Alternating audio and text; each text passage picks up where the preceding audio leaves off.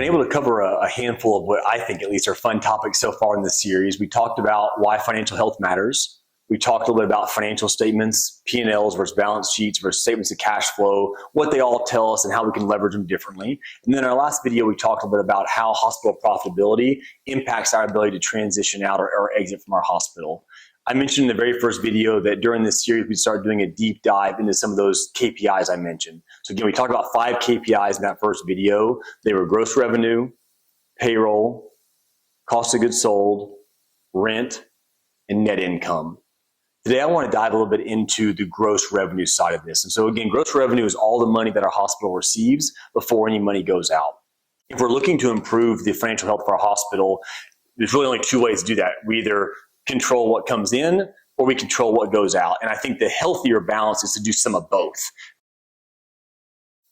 If you want to increase our gross revenue, let's talk about how to do that. There's really only a couple of key ways to do it. So one, kind of the old traditional, you can increase prices. I'm a big proponent of looking at prices at the beginning of the year. Typically, that's when our vendors are going to increase prices on us. And then I also look at it usually mid-year, midway through to see if we've had any other vendor increases. I'm also a big fan of getting a feel for what our competition's charging.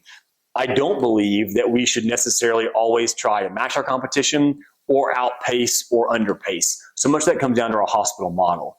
If you are promoting and branding yourself as a high touch, a really thorough practice, your prices are probably going to be a little bit more expensive than that average practice that's out there.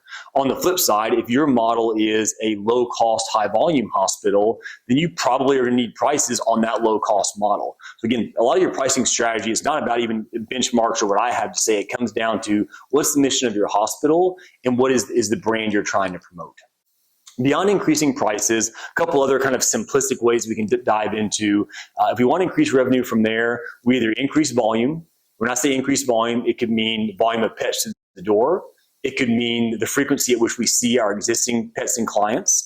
It could mean the scope of services that we offer. So maybe you can't get more clients in your door, or maybe you don't feel like you need to see them more often than you're already seeing them. So we can add some additional services that are true value add services for the pets, not just there for money. I've also seen hospitals increase gross revenue, not through seeing more patients, not through seeing the same patients more often, not even through adding more services, but by really studying, and I'm a big proponent of this, really study the touch points throughout a patient's visits, what's being done by a doctor versus a technical team member, as well as your front desk.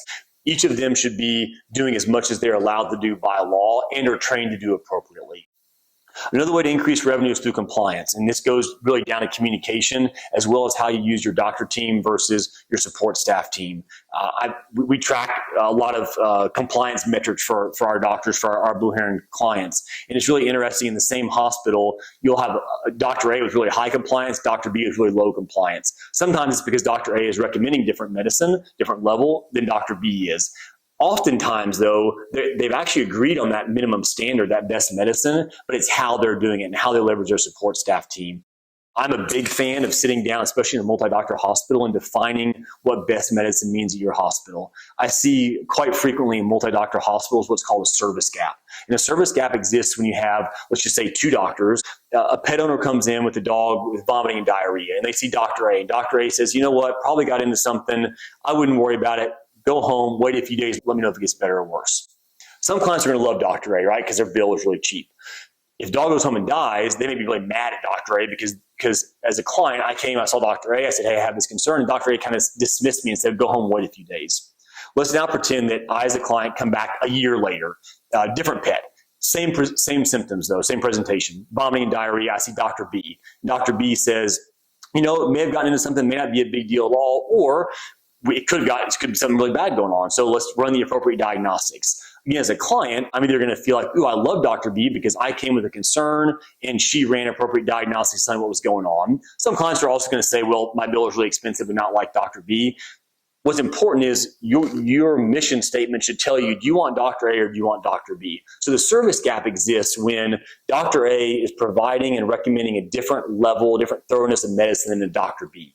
If you decide you'd like to dig a little bit deeper into this concept of the service gap, where you want to make sure there's consistent standard of care being offered amongst your doctors, I'll offer a couple of very specific metrics you can go look at. One is average doctor transaction, or ADT. You calculate it by looking at how much revenue is doctor driven divided by the number of doctor coded invoices. If I've got doctors with similar procedure days, similar split of well versus sick patients, and I've got one doctor at an ADT of 300, and one doctor at an ADT of 200, there's a service gap there. Beyond the ADT, I also look at appointments per DVM. And this really kind of goes into annual production per doctor. So another way to potentially identify the service gap. We've got two doctors, they're working a similar number of hours, again, seeing a similar mix of cases. And if I've got one doctor that's producing $800,000 a year versus a doctor that's producing $500,000 a year, there's obviously a discrepancy. And again, we ruled out they're working some number of hours, all that kind of stuff's the same. So it allows me to sit down with those doctors and kind of figure out, hey, why is Dr. A here? Why is Dr. B here?